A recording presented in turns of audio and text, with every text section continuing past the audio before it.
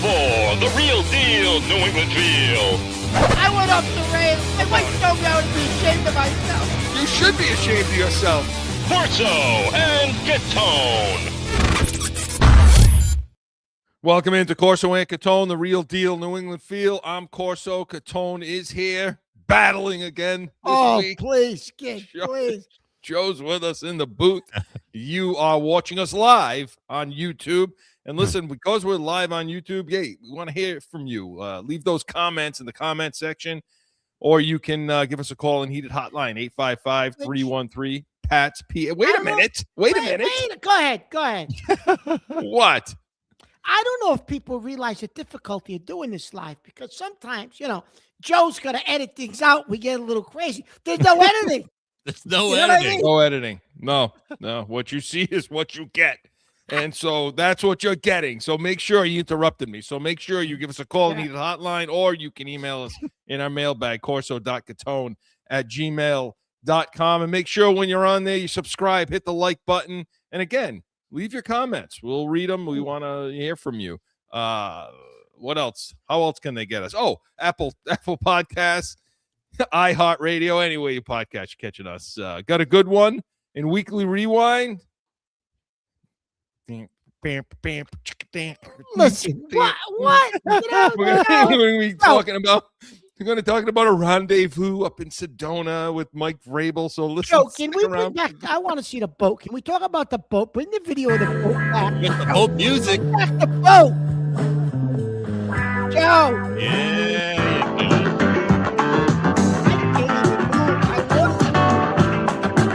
That's the one. So and we can stick around a Weekly Rewind, and then B's and C's. We're going to talk there again, inching closer and closer. I think things are pretty much set at this point, but we're going to talk about Bruins and Celtics, and of course, Catone's comments. Let's see. I don't know what the hell he's bringing today, but let's see what he's got. And in Pat's preview, want to talk about offensive and defensive line for this upcoming draft. It's in like 2 weeks, Mark. The draft. I don't believe it's. We're getting there. We're almost there. Yeah. So, but hey, I want to congratulate the crew of Integrity and the Orion and the Artemis 2 mission. They landed safely. They call that splashdown, Joe. Oh, here we go. Can I say something, though, about that real quick? Can they not find or hire, like, the guys who do the masters, the guys in the cameras? They follow a golf ball. The footage was terrible, was it not? Like, I've seen older footage that was better looking than what they captured. Yeah, with the splashdown.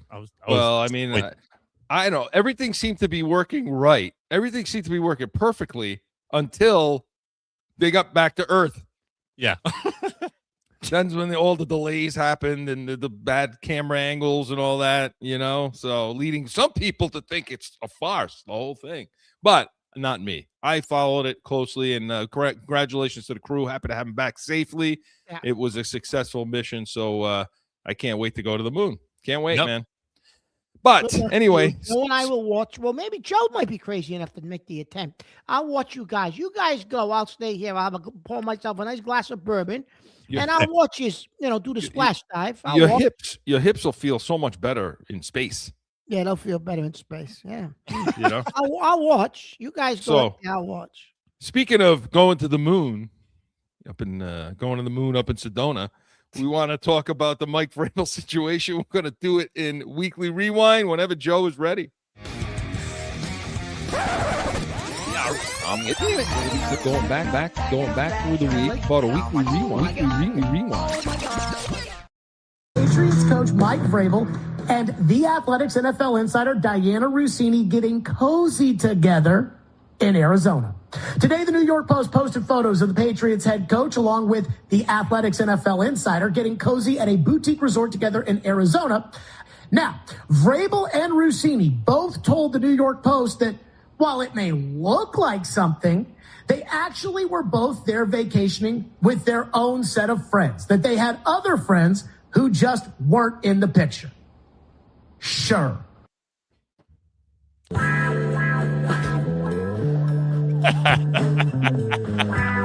Where's Ron Jeremy? Go get Ron Jeremy! Where is he?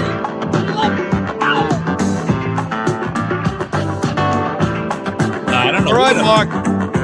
gotta put out the pins. Which one's So when you like want to put better? up the photo, well, let me ask you a question.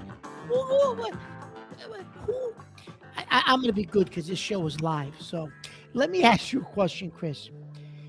Is that a place you go with a bunch of guys on a weekend? You're not going to Vegas. You're going to Sedona. You're Friends. You're gonna go hiking. Okay, so the story is that Mike Vrabel, was seen and pictures were taken of Vrabel, the head coach of the New England Patriots, in case anybody's wondering who he is, and Diana Rossini, the reporter. You know exactly the place they're talking about, right? Yeah, I'll get to that in a second. So, the owners' meetings were here in Phoenix, and about 2 hours and change, or 100 and some odd miles away, is Sedona, this kind of secluded rooftop sort of resort place. I've been there. It's real secluded, real nice. It's the kind of place. It's the place you go. It's the romantic getaway to get out of the heat. Anyway, he's seen up there with her in a hot tub. They're holding hands at one point, maybe hugging at one point. And those are the photos. And so obviously that blew up. Both married, both have families, all that. It's kind of secluded. So in order to get those photos, somebody would listen, who the hell am I? I don't know anything, right? But wouldn't I have to be maybe looking for you or be someone let me know that, the Vrabel's meeting is Gumata up there, something. I mean, why would you be supposedly that rooftop that he was on with her was very secluded and private. And, it's private. How the hell did they get those photos? Well, I mean, and if you look at the photos, I'm not a photographer, but Joe, I mean, like you, what I'm being told is that's tough to get from like an iPhone or a camera phone or something like that. Like that's a telephoto lens. That's a professional camera foot shots. So Sedona is not the kind of place where you're just hanging out there waiting for famous people to come up and take pictures. That's not what goes on. Valets had said something, and the paparazzi is there.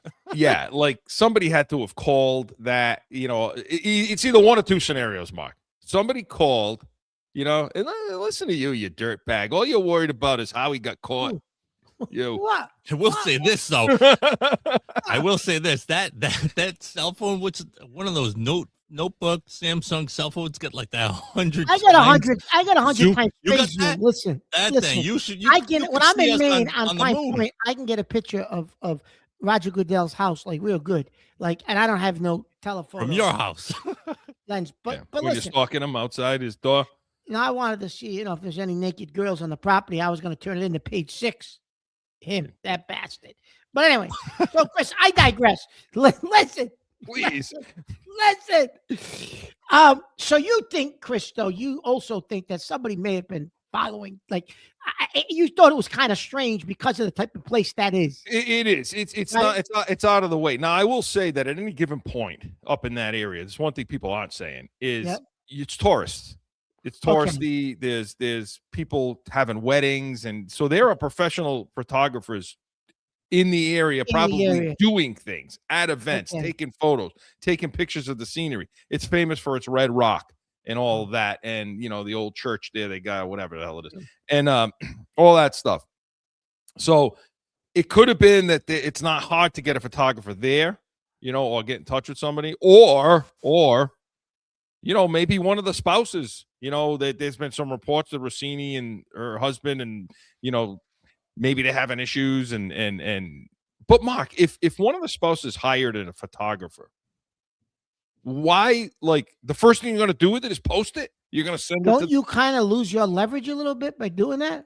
Well, I don't know if you lose your leverage, but these are the husband is a high profile kind of CEO somewhere. Is he? Okay. They all have children.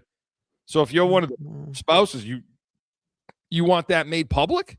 No. So you want your kids to see that and all that? No. Are you like, so that's why I sort of question, could it have been one of the spouses? Because why are they so quick to want to just send it off to the media Could have You been. know, I mean, maybe they're trying to establish infidelity, depending on what state they're in. I guess we'll have to pay attention to the court filings now. You know, but anyway, I don't know, Mark. This is pretty. All right, let's talk about right, let's let me ask talk you this. about Vrabel for a minute. Yeah, go ahead. Okay. Does he take any kind of hit for this, whether it be the players, whether it be just at all? Well, I think does it go against his whole culture of well, two things I got on this. I can see it going either way, Chris. That whole culture, we got your back, family type of thing. And now you get caught doing this, he preaches, we expect you to do the right thing on and off the field. And now he does this. Or is it because of the culture he's established? Hey, we got your, if you say that's nothing was happening, coach, we got your back. Nothing was happening. Well, I mean, I think just like he had Diggs' back. Yeah, well, there's two things. Okay, first of all, now what Vrabel's doing, if he's doing anything like that, and by the way, both parties have categorically denied it. What the hell do we know, Chris? With this AI, the whole goddamn thing could be photoshopped. What the hell do we know? I mean, I don't know about that, but no, they both admit to being there. But both of them deny it. Now, as far as the support Vrabel can get or not get from his players and all that, there's two things. One, first of all, Diggs is holding a substance on it. But like if that video was taken of Diggs without that little pouch, there's no story. No story. So I mean, Vrabel's not doing anything illegal.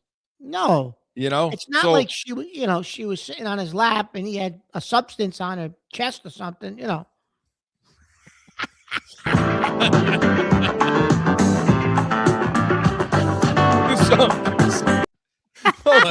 Like you said, Chris. Listen, y'all gonna take me down a bad road. He's gonna have to pull this whole episode. I gotta jump in. The fingers locked, right? That's the pouch. The pink powder, right? Okay. No, it's not though, because it's not legal, Joe. I'm just saying, neither is pink powder. Nobody but listen. what it is. So you see the pictures. If you really want to break down the pictures, you say, okay. So all right, yeah. And then we're gonna look at the pictures, and then I want to see that boat scene. I want the boat because we gotta look at the pink powder again. But when they hold, it's as if like when you go to greet somebody, you hold their hands and then you hug. I mean, that could be that moment. Yeah, but you interlock fingers. I don't know. What the hell do I know? Listen. Okay, so if Angela saw you have it, ask your wife. If you give somebody, hey, how are you? And you're interlocking fingers and what like that's know. normal. Listen. Here's the thing. I don't know what went on. You don't know. Nobody knows what the hell went on. So, but my point is, when it relates to the players and relates to the team, there's two things. He tells Diggs and then, hey, look, you gotta. Where he's hypocritical is, hey, look, you gotta pay attention, head on a swivel. You're being videoed. You gotta be smart about what you're doing. But I got your back. Yeah. You see what I mean? So like, they'll have his back because he had their back. Yeah. And Kraft will have his back to a point. Yeah. Kraft. I mean, are you Kraft's looking for the next strip mall over there? Down in Florida. Like, what do you hey, with Kraft, he's got no room. But so my point is, I think the players will have his back because he had their back. Now, he could also use it as a teaching tool and say, hey, guys, this is what I mean. None of us are above it. None of us are above being videoed, filmed, Chris and all is that. actually probably the smart thing to do. Right. And that's how he'll handle it. Yeah. Who takes the bigger hit is her. Vrabel. It was actually it was a genuine yell. It was the year he was out, and I was at the Senior Bowl, and I'd had 2 back-to-back dinners with general managers. So it was like a double booked. But I had to make it work. And I had the same conversation with both these GMs, and they were asking me, why do I think that Mike Vrabel didn't have a job? Like, why isn't he a head coach right now? And I said, I don't know. I was like, I covered him a lot in Tennessee. I thought he was collaborative. He's a good leader. Players love him. I don't know. And they both offered up that they thought that he was too physically intimidating. So the New York Post sees this, or excuse me, I go on a podcast. The New York Post hears it. And it went from an intimidating figure that is perhaps scaring owners to like Mike Vrabel's too fat to get a job. So he calls me. He's like, why would you ever report that? That's ridiculous. That's not even true. I'm like, are you asking me if I think you're fat? So that was not fun because I just think he didn't. For the record, you weren't calling him fat. No. No, that was Diana Rossini when on the what's his name? So they've had an established relationship since Tennessee. Yeah. So she doesn't sound too giddy, does she? No, not like She doesn't sound too giddy above Vrabel.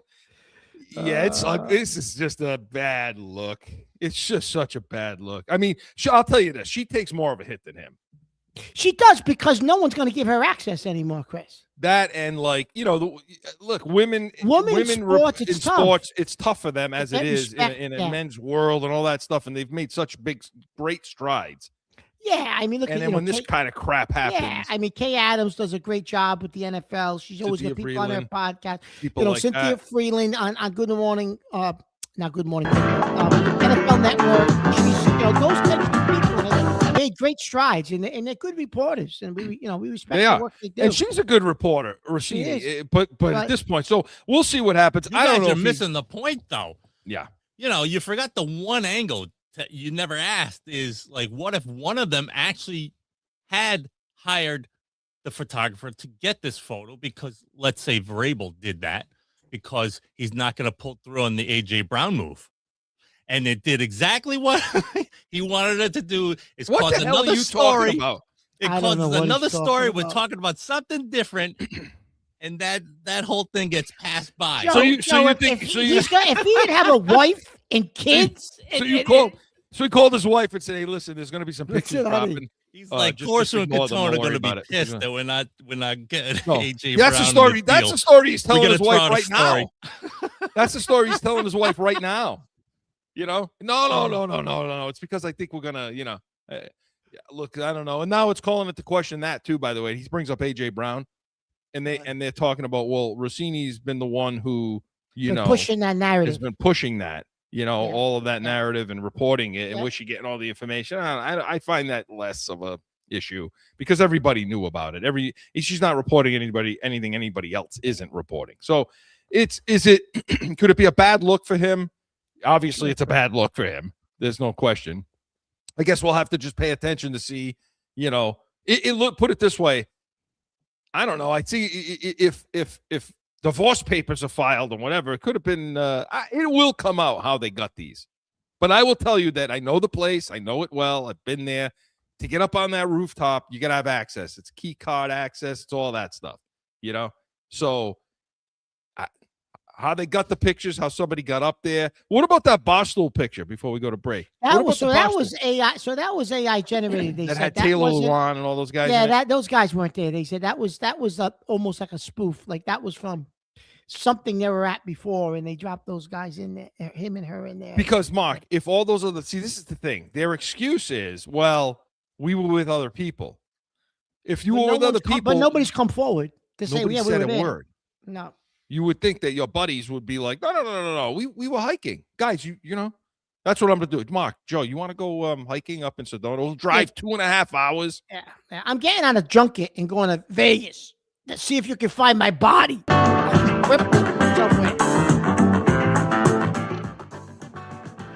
Let's see if you can find my body in Vegas.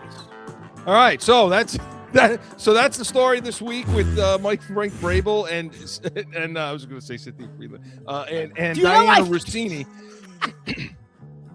What? You what? Do you know when we were riding around, right? When my son played a tournament down in West Palm Beach. Do you know we found that strip mall? Strip mall. Crafts?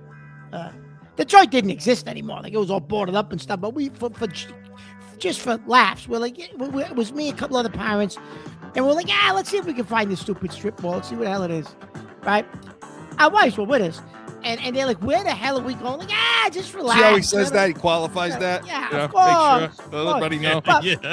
But, All right. So anyway, that's the Mike Vrabel story. We'll keep tracking it. We'll pay attention. He's hoping it just dies, but not a good look. If no one files for divorce, Chris, I mean, I don't know.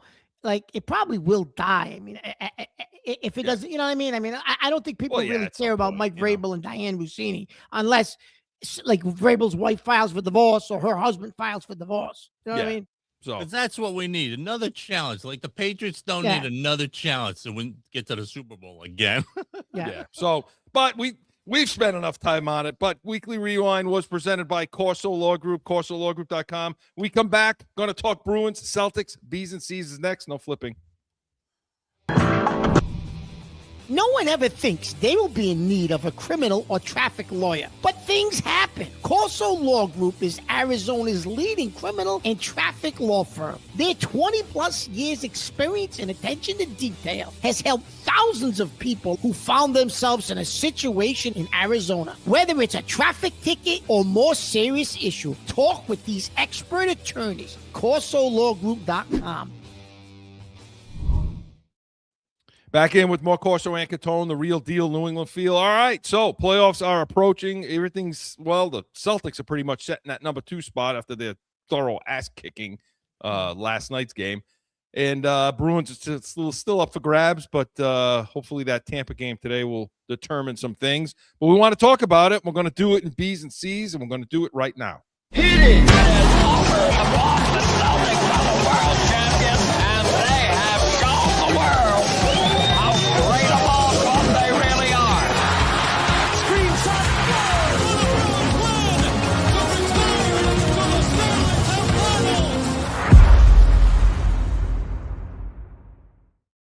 Down to 5 seconds to go. Pritchard has to launch a crazy deep three. It's no good. It will go out of bounds with 0.5 of a second to go, and the Knicks will survive the game and the Atlantic Division 2-seed race for at least one more night. Inbound to Shamet. Clock hits triple zeros, and for just the 4th time in the last 25 years, the Knicks have beaten the Celtics 3 times in a single season. The final score: New York 112, Boston 106. And that, of course, was the call of the Knicks game. That was Thursday night. Last night they followed up with who the hell did they kick the crap out of last night? Was it Memphis? Memphis. So you texted me late night that night after that Knicks game, and you said to me, if Brown played, we crushed him. I don't know, Chris. Are you nervous that they're 3-0 against us this year? New Orleans, by the way. The Pelicans? That's what they beat the hell out of. Are you nervous that they went 3-0 against us this year, the Knicks? So we're 1-4 against them, right? They won 3 games against us, right? They took 3 out of 4. The Knicks. 3 out of 4, yeah. I know you keep saying the Knicks stink. Like, we'll get them in the playoffs with Brown and Tatum. We'll handle them this year. That's a dumpster fire. What bothers me is there's always a reason. There's always an excuse, you know? Like, there's always well, Brown didn't play last night. Well, on Thursday night. And, well, before that, you didn't have Tatum. Well, this one was out or that one was out. And the matchup makes me nervous from a basketball standpoint from this sense. Not so much anymore about, because I don't like comparing last year to this year. Now, that's what everybody's been doing. You've been perfectly clear, Chris, on the differences between these two teams, the Celtics, and we're not even getting to the Knicks, but you've been pretty clear about why you think this is, it's a different Celtics team, but you like it better. That's right. And that's why I don't like when people say, well, you go back to last year and they lost. Hey, listen, they had Tatum and Brown and they were full strength and they still lost to them. I can't go back to last year and look at that because that's not the same team. You had no big man. You had no Porzingis. Horford was a shell of himself. Holiday was a shell of himself. Yeah, White had a terrible series. It's so, but just your question, and I know you specifically asked it for this year, that we're, 1-4 against this team this year. From a basketball standpoint, what bothers me is their bigs. That's what's giving us trouble. It's Towns. Okay, and it's Robinson. Because we don't have, Keita, as far as good as he's been, okay, when we play a team like this that have 2 bigs that can spread the court, create spacing. By the way, Towns can hit 3-point shots. He did it on Thursday in clutch situations. That kind of issue in the middle of in the paint is what's been the problem this year for us with this team. So that bothers me. Brunson always is going to bother you. I mean, Brunson in late games is as clutch as you're going to get. I mean, this dude, some of the assists he had the other night and the passes he was making, and how we get into that drop coverage on the picks, and he's just killing us. And that's how Hart made those shots at the end. Hart was making those 3-point shots because he was open because of that drop coverage or the way they were coming off the pick and roll, and he was finding those guys. That bothers me. And his Derek White didn't make shots, whereas Hart made shots. So those are the things, yeah. So when you say, does that team bother you? Well, yeah, because for basketball reasons, yeah. Now, do you think would that be our second round matchup? That would be semifinal matchup. Semifinal. Okay. Yeah, semifinal. I'm trying to think of what the seeding is. That we would probably get them in the semis of the East. Because right? they go to 3. I think they'll go to 3. We're in 2. We're locked into the 2 They're spot locked into now. 2. Yeah, we're locked into 2. Yeah. So if the Knicks have the 3, it would be, I think, a semifinal. But semifinal. Okay. But do you think that? You answer that question. That we're going to have trouble with this team. Yeah, I'll tell you what, Chris. Yeah, I do, and I'm going to tell you why. Yes, you mentioned Towns, and you mentioned Robinson, and they've hurt us during the course of the year. And I get we've gotten good minutes out of Cater, and Cater's played well all year, Chris. But Cater's never. This is the playoffs now. The intensity is at a different level. The level of guys play goes to a different level, and we've talked about this. So now Cater's going to see a different level of Towns and Robinson and these types of guys, right? And great. Jaylen Brown will elevate his game for the playoffs, and Tatum will, to the extent that he can, I guess. The other thing, Chris, that makes me nervous with this team, and you brought it up already, is Hot in a playoff series. Hot and Brunson get hot. Our backcourt can't match that. Yes, Brown and Tatum will match that, I think, but it's different. Then I get those guys like Brunson's getting to the foul line. Hot's getting to the foul line. They're finding the bigs. It's not a matchup I like. Will we lose? I don't think they could beat us 4 times. And say if we play them in the semis, we beat them in 7. But I do think it'll be a 6 or 7 game series, Chris. I don't think we're going to blow the Knicks out. I really don't. The reason I'd rather somebody beat them before we have to play them, because I think the series will be a war. Well, first of all, they're not intimidated by the Celtics. No, they're not. Like and other teams are. No, and that's big. One thing. They think they're playing. They think they're playing in the Mecca over there, and Yeah. And by the way, I agree with some people that have been saying it. The most famous arena in the world. If you're the most famous arena in the world, why do you got to keep saying it every time you talk about it? Shouldn't have to. No. Well, I'll say this. I mean, there's nothing. Stephen A. The most famous thing. Stop talking. Stop saying it. What do you keep saying? There's nothing like Saturday night at MSG for a Big East championship. I've been there a couple of times for the PC. There's nothing like Saturday night in MSG, and it's the Big East final, and you're playing. It's and I'm not even talking professional basketball. It's just there's an aura about that place. And I'm not agreeing with Stephen A. You've been to Madison Square Garden. Oh no, it is. I mean it's definitely. I'm not saying it's the Mecca. I mean, I'm not. But there is an aura about that place. No question. You know what I mean? There is. The reason they lost that series last year is because of the style of play. End of story. I mean, that's it. Yes, Tatum went down late in the series, but you're right. Style of play. The style of play is what. Because you said the whole series, Chris, before Tatum got hurt, you said, "Mark, we're in trouble. We're going to lose." Yeah, I mean, they lost 2 20-point leads because they just want to chucking. They don't play that way anymore. They haven't played that way. Although they hit the most threes last night in in all year or something. Any team in the league or something last night. They did. But I mean, that game last night was over from the tip. Yeah, it did. So again, I think that the Celtics will win this series if they play them. I just, I can't take a comparison from last year to this year because I think they're 2 completely different teams, 2 different styles, and I think we've seen the light. So we'll see what happens. Now, the Bruins on the other side, okay? Stanley Cup Finals. They're hanging on. you know, and I'm checking the most updated standings, but they're hanging on to a wild card spot right now, Mark. And when does the season end, Chris? Is it they got 3 what's the games left. exact date? 3 games. That's what I thought. They only got 3 left. That's what I thought, Chris. So They play Tampa. and I think they wrap this up if they win one more. Yep. But like, so far though, they haven't been able to win. You know, they've been getting these. They're going to overtime, getting 1 point. What do you make of this team? I think they're going to make the playoffs. I mean, I think that If they make the playoffs, tough Chris, for them not the to. first series they play. Who is it? Who's the 1 seed? Well, it could be Buffalo. It could be. It could be Carolina. It could, you know, I don't know who they would match up with. I don't see them getting through the opening round of the playoffs, Chris. We talked. No, about I don't this. either. I don't see it. They're just too inconsistent, Chris. They have no power play.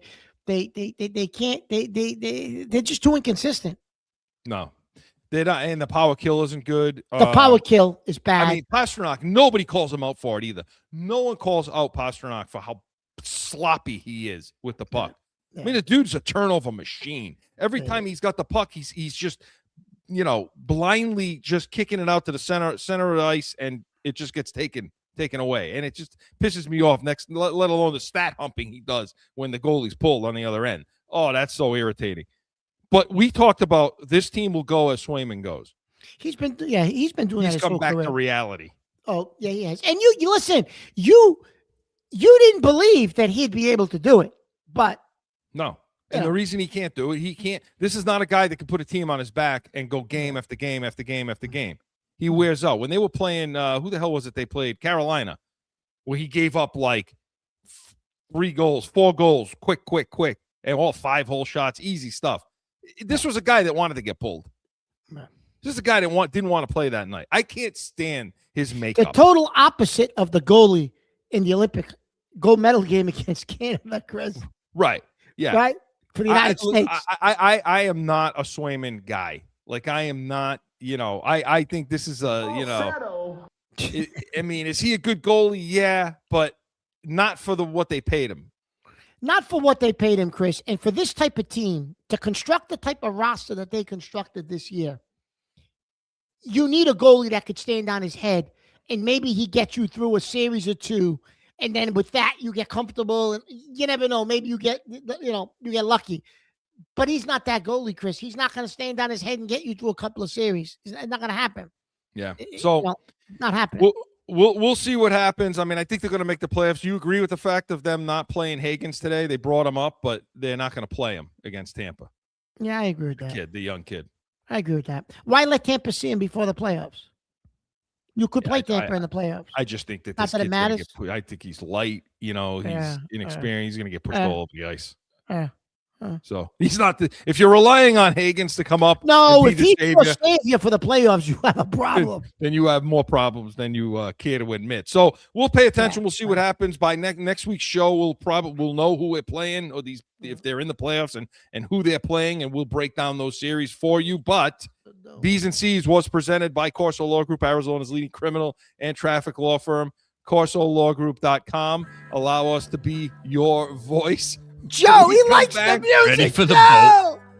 When we come back, you ready to go? We're going to the boat. Get your hips ready. No one ever thinks they'll be in need of a criminal or traffic lawyer. But things happen. Whether it's a traffic ticket or more serious issue, go to CorsoLawGroup.com and talk with these expert attorneys.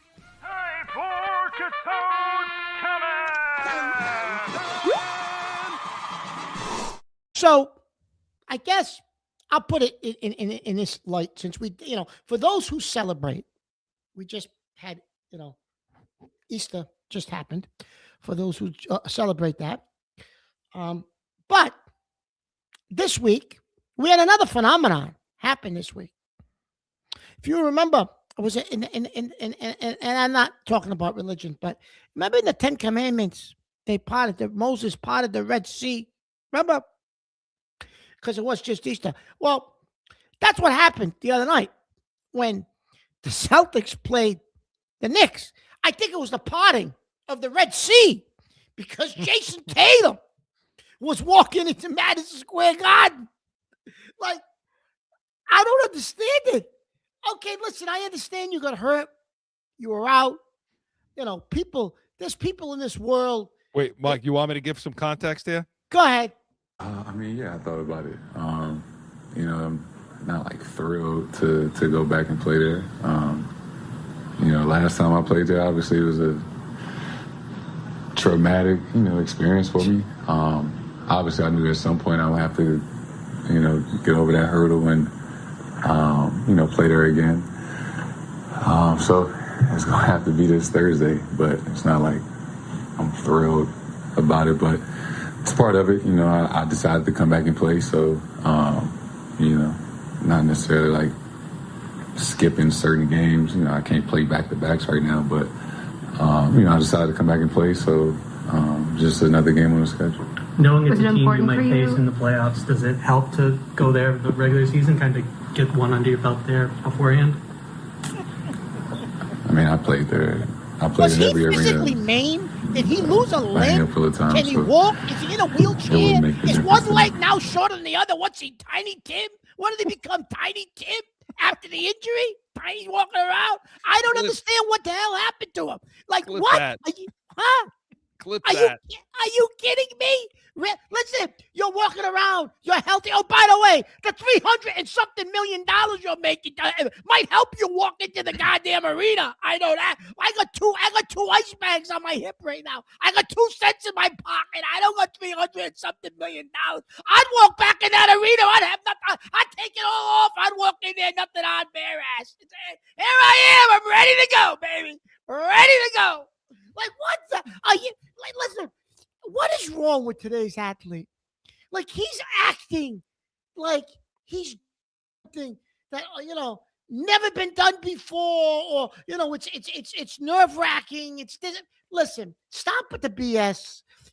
Stop with the trying to make money and the marketing and the videoing and we're going to make money off of the video. And listen, I understand you got hurt. I give you, credit for coming back. I do. And Chris and I have given you credit. But Jesus Christ, it was a basketball game. You came back from injury. You're not going to face, the person, God forbid, who killed your family, or you're not going into a courtroom to face a murderer, a rapist. Whatever. You're playing a basketball game. You're getting back on the court to play a basketball game that you're paid very well to do. And then he's talking about, when he got hurt, even though, the place was sold out and screaming and yelling that day, he could still hear the pop like a gunshot. It was so loud. Well, yeah, Jason, that's what happens to 95% of the people who tear their Achilles. It pops and it rolls up. And yeah, the 45-year-old guy who's had three too many beers and is out of shape and he's playing rec league, the same thing happens to him that happened to you there. So yeah, that's what happens when you pop your Achilles.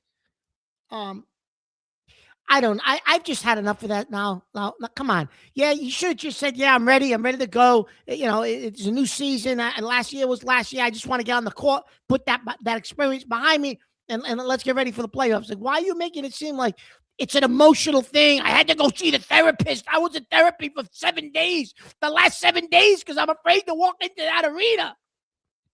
What? You know what he needs? He needs a weekend in Sedona. Send him to Sedona for the weekend. That's what he needs, baby. That's what he needs. He's such a heartless bastard you are, though, huh? What heartless? Hey, listen, Joe, this was the wrong week. This was the wrong week for Jason Tatum to come out talking like this with him. Oh, yeah. All right, let me just tell everybody out there. This guy's basically Mark's basically been borderline, got to go to the hospital immediately for like the last 10 days. I haven't slept in days and days. Because he can't walk right now. He's battling. So I agree with Listen, I respect the fact that he came back, Chris. He came back early. He's he's playing well. I have a ton of respect for Jason Tatum. A ton of respect. But because he is tough. BS. Like, in other words, he plays more games than anybody usually. Yeah. He doesn't miss games. He's tough. All that. That's fine. But the makeup, like how he presents himself, like you said. I mean, this was after the game. Jason, obviously not the outcome you were looking for, but is there a sense of relief now that this game is under your belt? I mean, yeah, absolutely. This is it was a big moment, big hurdle for me. Why? I was nervous and anxious to come back here.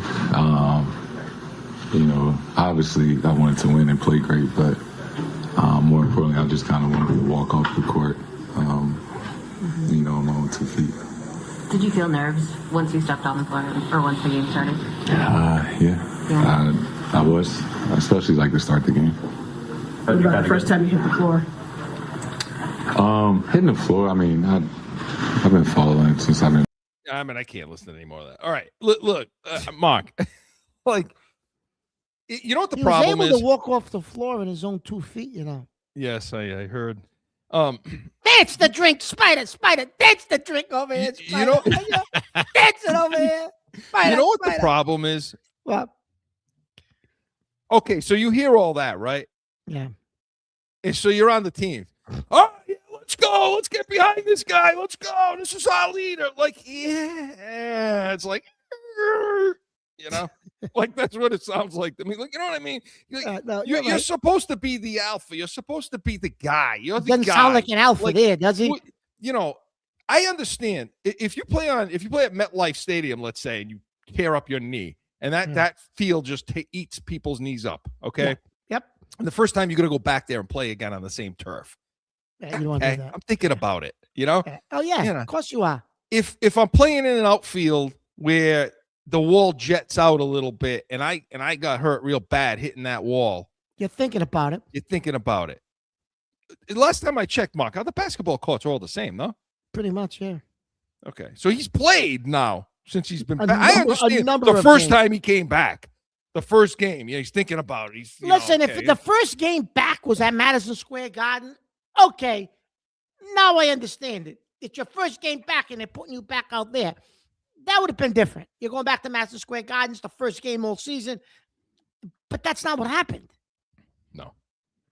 So you're saying how long does that take to explain to the press, though, too? Well, you the just press played plays two clips into it, that Joe. were like 2 minutes long. Like, it's like, yeah, I was thinking about it. I was nervous about it. But I got out there and did my job. That's it. Yeah, How but that's long not was what that he's I took? saying, though. No, but I'm telling you, I'm That's what just he saying, should be I'm saying. agreeing with, that's what he should be saying. That's all it takes. In our chat, Joe gives us our notes as we're going through the show. Joe started to get aggravated. He puts "kill it" too long. Joe had enough of listening to him. Joe got pissed off. Joe got pissed off. He said, "Get rid of it." He had enough of this. Right? He had enough listening to that. But the better thing. He was talking about the Tatum. No, he's not. He was talking about Talking about Tatum. He was talking about Tatum. Oh, but listen, though. I have to bring this up, though. Okay? We're talking about everybody's psyche. Yep.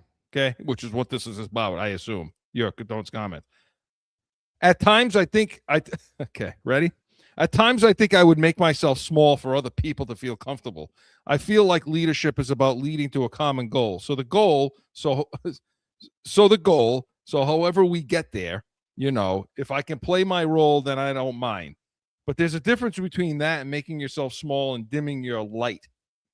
I got in my own head about a million things for no reason, but I'm not going to do that anymore. I'm not going to make myself small ever again. That's Jaylen Brown this week. Oh. It kind of along the lines of more of the same kind of, Chris, now people are asking the question, would you trade one of those guys for Giannis? No. We both said no. However, you've been saying this for 6 months. Now, all of a sudden, people I think starting to get, Chris, how the hell are they coexisting? Because this is now Brown believes this is his team. He's been telling you. He's been telling everybody. See, here's the thing. Okay, you brought up Giannis. Okay, which, by the way, I wouldn't trade either one of these guys for him. If they went and got Giannis without having to get rid of the Brown or Tatum, okay, maybe, fine. But no, I'm good with getting rid of one of them for Giannis. When you look at this statement, he's been saying this stuff all season long. Yeah, he has. So when you look at Giannis' situation, everybody knows Giannis doesn't want to be there anymore. He's made it known. The media has picked it up, and now everybody talking about it. It's almost like Jaylen Brown wants the media and everyone else to ask, like, to go down that road.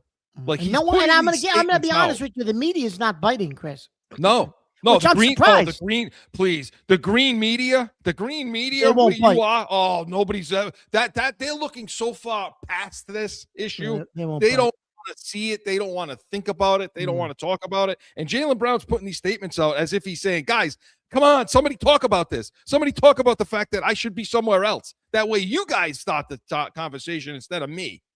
Because I'm telling you, everything this guy's putting out, everything he's put out all year long, is as if he wants to be on his own. That's what this is. I'm not going to make myself small anymore. What's coming? The freaking barrage, the whatever you want to call it, that's coming for this offseason, for this issue, just gear up. And we had it first. Yeah. He wants to be on his own, Mark. That's the bigger story. But Tatum, yeah, you're Mike. You're right. It's hard to listen to. It's really like hard. You said, Chris, you're supposed to be the alpha. You want to be the alpha, or you are the alpha, or we're the alpha, whatever. With Jaylen Brown now, who knows what it is? I don't know. But that's how you're talking. Like, come on. We just sent people up 260,000 miles away. Yeah. A slingshot around the moon. With no propulsion, came back going 24,000 miles into the atmosphere. 24,000 miles an hour they were going into the atmosphere, and then plummeted down into the water.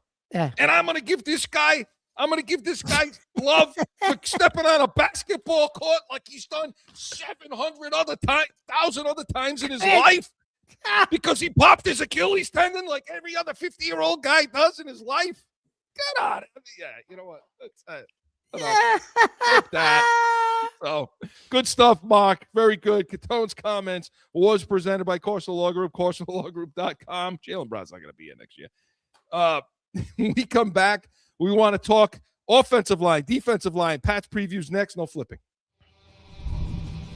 No one ever thinks they will be in need of a criminal or traffic lawyer, but things happen. Corso Law Group is Arizona's leading criminal and traffic law firm. Their 20-plus years experience and attention to detail has helped thousands of people who found themselves in a situation in Arizona. Whether it's a traffic ticket or more serious issue, talk with these expert attorneys. CorsoLawGroup.com. Back in with more Corso and Catone, the real deal, New England feel. All right. We want to get into the drafts in 2 weeks, Mark. 2 weeks. So excited. So ready. So getting ready to go. But we want to talk about our continuing breakdown of the positions, offensive, defensive lines. We're going to do it in Pat's preview right now. Pat's preview. Well, I don't think you should ever draft for need. It's not a position that you ever want to be in. Best player available, hopefully. Maybe we trade up, maybe we trade out. I don't know. But, I love being able to work with Elliot and Ryan, their staff, coaching, and try to bring that together. I'm trying to bring the coach's perspective on a player and the personnel side together to bring the best person in there for our football team. Every time we have Vrabel, you gotta kill that, Joe. Out of every single time we're gonna play that. All right, Mark. Let's start with the offensive line. Okay, so let me ask you this. We'll start with the offensive line. Yes. Are you looking to replace Tom? Are you looking to replace left tackle, or are you just looking for depth pieces at left tackle? Am I, or are they? Okay, that's a bad question. I guess, are they? Okay, no, they're not looking to replace left tackle. They're gonna keep Campbell over at left tackle. Yeah. I think they Tucker Vera Tucker. Vera Tucker at left guard. God is if he's healthy, he's an all-pro. They're hoping that his influence there in between the two basically rookies, second-year players, and Wilson and Campbell, that he's going to solidify that left side and calm everything down over there. So, no. What I do think they're looking for, though, is a replacement for Morgan Moses at some point here and a swing tackle. What do you think?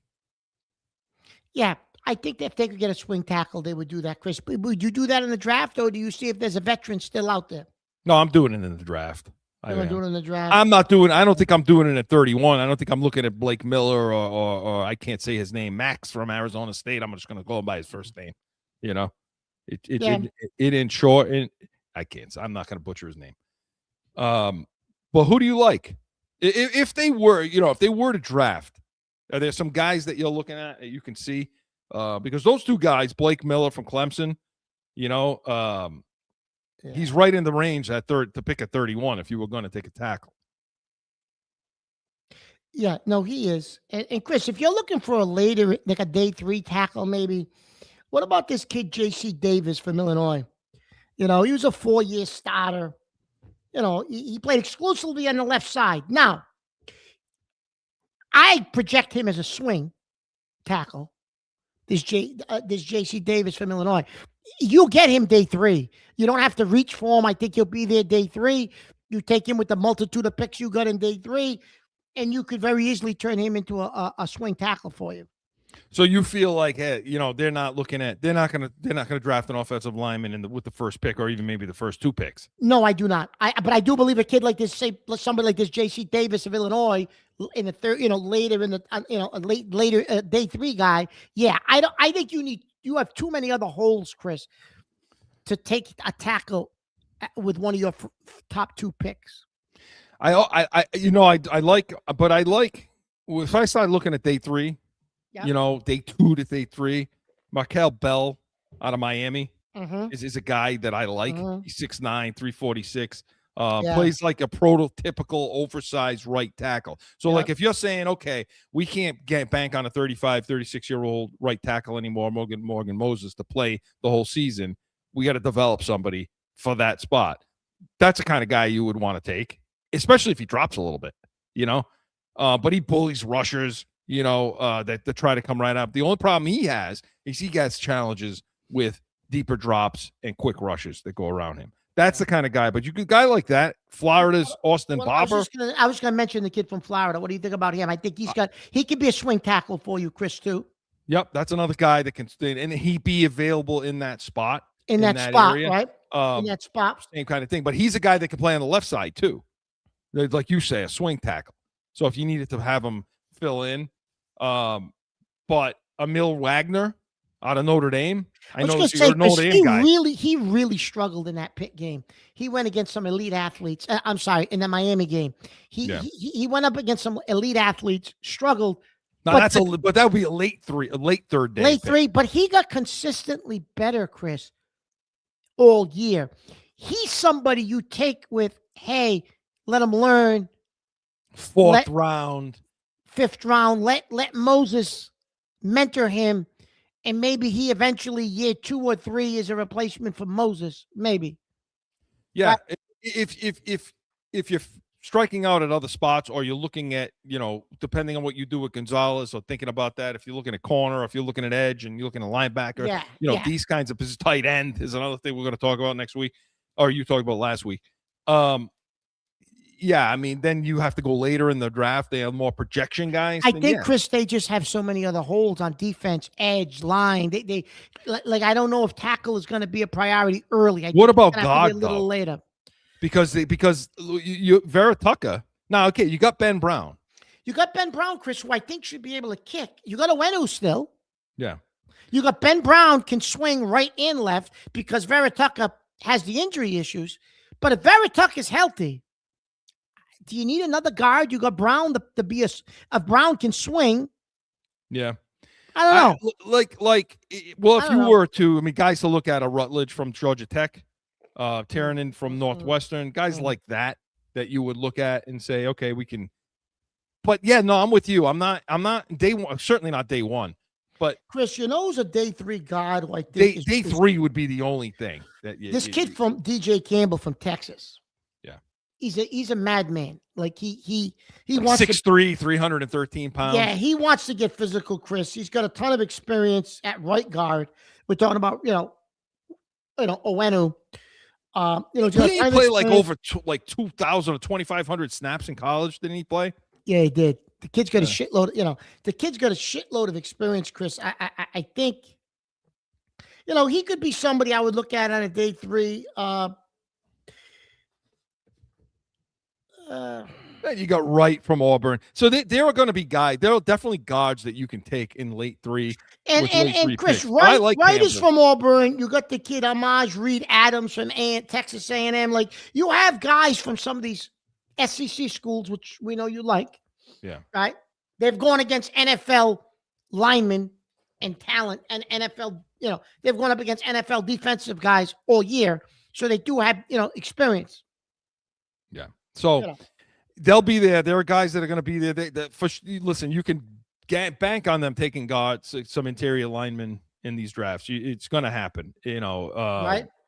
It will definitely happen, but it's not going to happen till day 3. But those are some of the names to pay attention to, and then flipping over to the other side of the ball, which is where I think they're going to go at 31 mark, which is defensive line. They're going to go. Edge. They have to, Chris. No, I don't think they have a choice. You're not going to be in on Bailey or Bain or Reese. Those guys are going top 10, top 15. No, you won't be you're not in on those guys. Now Mesidor, those guys. Okay, out of Miami, is that a guy that if he drops? That's a guy you got to take, no?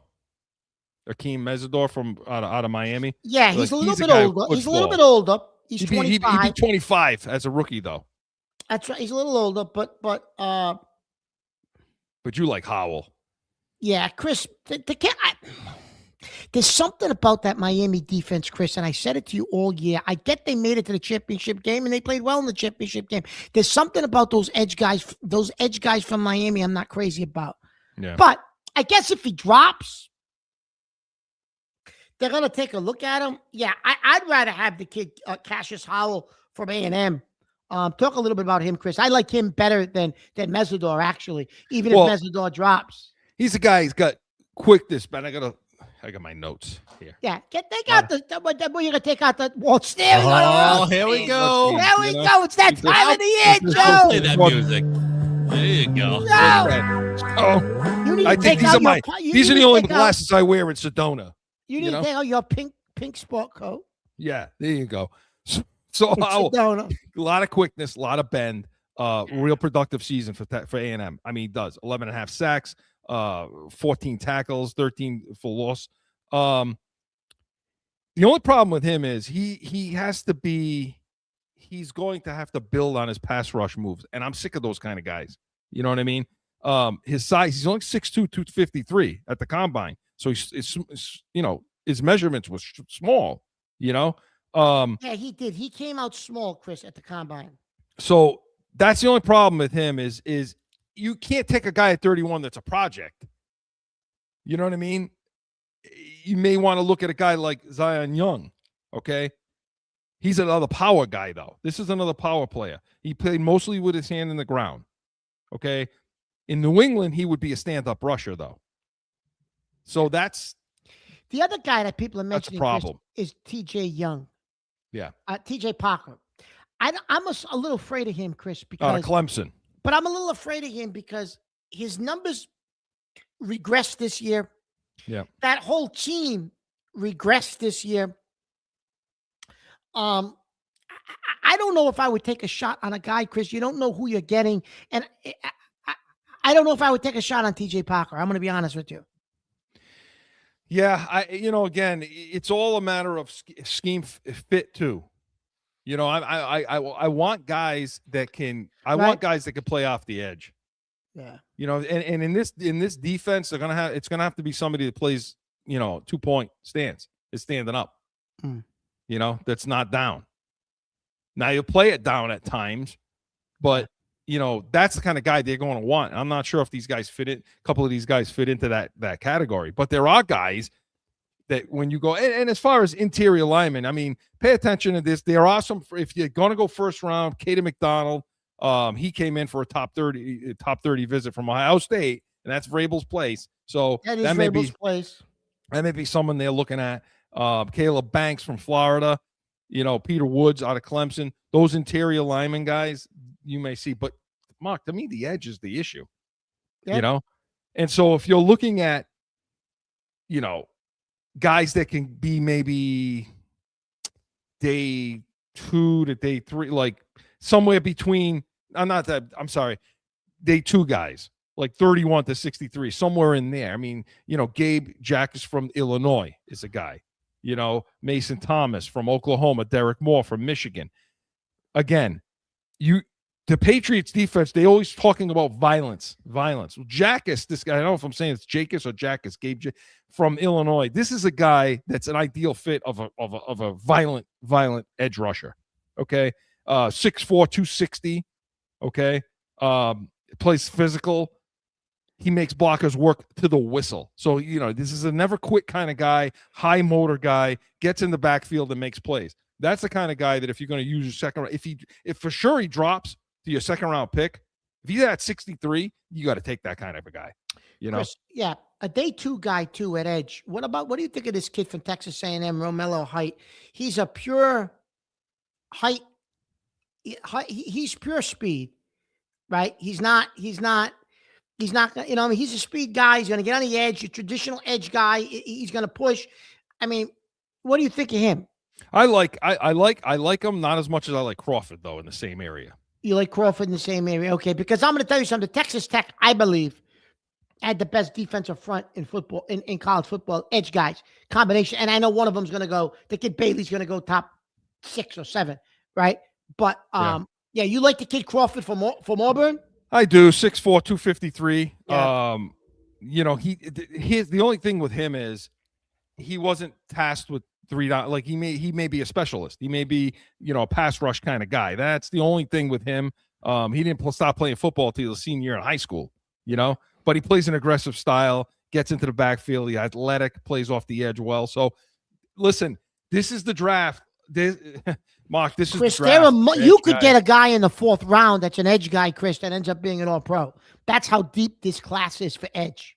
I mean, you want to go with a project guy in late 3, George Crumbs out of Florida, Patrick Payton out of LSU is another guy, 6'5", 260, upfield he plays, again, athletic coming off the edge. I mean, there are guys you can go find in day 3 too that can help you. So, those are some of the names that we have that I've looked at and some names you should be paying attention to. And we want to hear from you in the comments. Leave the comments about who you think. You mentioned the kid day 3, edge rusher, late day 3. Did you mention that kid from LSU? Peyton. Yeah, you mentioned him, right? Yeah, he's a guy I really like. Yeah, I like him too. Really I have him highlighted on my sheet, actually. I like him late. For day 3. So, again, I want to hear from you in the comments. Let us know what you think about these positions. If these are some of the guys we think we got to go, Corso and Catone. Listen, just before you break, what? Listen, Sunday spread. He lost again. Called me, said I'm gonna bury Michigan. National championship game. I said, Chris, don't do it. I don't trust it. I said, don't do it. I'd leave it alone if I was you. I'm gonna do it. He lost by half a point. Anybody who bet Michigan, go to Sedona. Tell him to meet you there. It was his fault you lost. You know why? I lost by half a point? You want to know why I lost by half a point? Because I couldn't lose by a quarter. Corso and Catone was presented by Corso Law Group. Come back next week, noon Eastern. We're going to have more Celtics Bruins playoff matchups, draft preview with our wide receivers and defensive backs. Catone's comments, anything you bring to the table, we will be ready. We are Corso and Catone, the real deal, New England Feel. See you next Saturday. Now find Corso and Catone on AM 790, The Score, iHeartRadio, iTunes, wherever you podcast. Or subscribe to the YouTube channel and catch the chaos every Saturday at noon.